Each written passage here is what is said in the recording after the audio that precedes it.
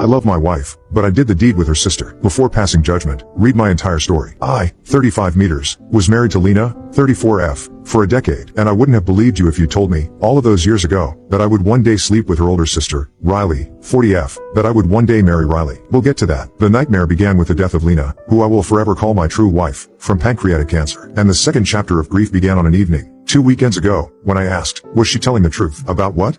Riley replied, from the front room of Macy Manor. I stood and watched the snowfall beyond the window, watched Whiteberry Black. Meanwhile, Riley was sitting in her father's old armchair, by the crackling fireplace, and nursing a tumbler of brandy in loose fingers. Clearly, like me, reflecting on everything. When Mr. and Mrs. Macy died in 2005, Riley inherited that lavish Edwardian house and became Lena's guardian. It was shortly after this that Lena, my childhood friend, finally admitted the truth. Lena told me that the two of you could see the spirits of your parents. I finally answered. Riley stared vacantly at the opposite side of the room, and I followed her gaze.